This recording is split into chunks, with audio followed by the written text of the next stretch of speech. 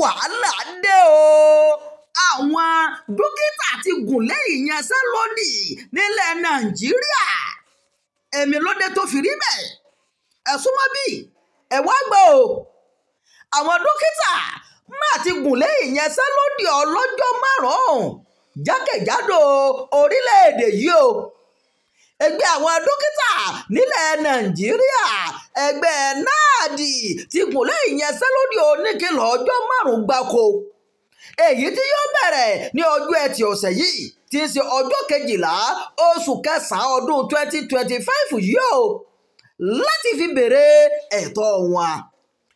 wọ́n fìdí rẹ̀ múlẹ̀ nínú àtẹ̀jáde tó jáde lọ́jọ́ ọjọ́bọ̀ èyí tí akọ̀wé àjọ náàdì Agbor Effiong buwọ́lù.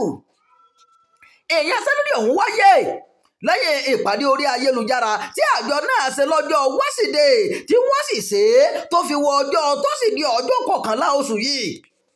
níbi ìpàdé ọ̀hún eléyìí tí wọ́n ṣe pẹ̀lú àjọ NEC ni wọ́n ti fẹnu kò sọ̀ọ́dún pé àwọn gbọ́dọ̀ gùn lẹ́yìn ìyanṣẹ́lódì ọlọ́jọ́ márùn-ún ni o láti fi béèrè ẹ̀tọ́ àwọn lọ́wọ́ ìjọba. wọ́n ti wá pàṣẹ fún gbogbo ilé ìwòsàn kí wọ́n sọ fún gbogbo àwọn òṣìṣẹ́ wọn kí wọ́n jókòó sílé o bẹ̀rẹ̀ látọ̀la lọ. ṣáájú ní ààrẹ àjọ náàdì Òṣùdára Sẹ́nẹ̀tì ti bá iléeṣẹ́ ìròyìn sọ̀rọ̀ pé àwọn gùn lẹ́yìn ìyanṣẹ́lódì o láti fi béèrè ẹ̀tọ́ àwọn. lára àwọn nǹkan tí wọ́n ń jà fún ni bí ìjọba ṣe ketí ikún sí àìsí iná mọ̀nàmọ́ná ní àwọn ilé ìwòsàn lórílẹ̀‐èdè yìí fífi ọwọ́ yẹpẹrẹ mú ìwé ẹ̀rí àwọn. ọ̀pọ̀ àwọn ilé ìwòsàn ti dẹnu kọlẹ̀ láì rí àmójútó ìjọba àti àwọn ìdí mẹ́rin. a ó rántí pé àwọn dókítà olúlẹ̀wà Àbújá wà ní ìyanṣẹ́lódì ọlọ́jọ́ 7 lọ́wọ́lọ́wọ́ lẹ́yìn tí wọ́n ti bẹ̀rẹ̀ látọjọ́ ajé ọ̀sẹ̀ yìí. ìròyìn yàjóyàjó fún ti àkókò yìí kò ní jù báyìí lọ. ẹ má gbàgbé o láti kà sí ìkànnì yìí ẹ máa bá wa fẹ́ràn ẹ̀ ẹ máa bá wa fi èròǹgbà yín sábàlá àríwísí o.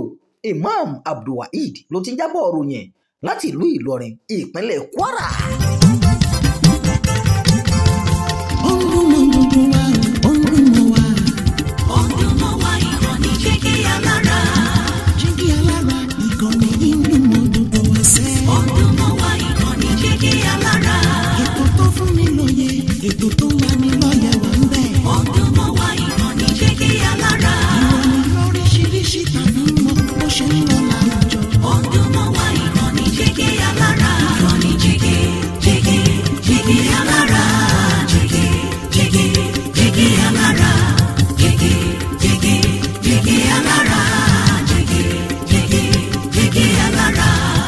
Ìkànnì Jígí Alára 24 bàbá gbogbo.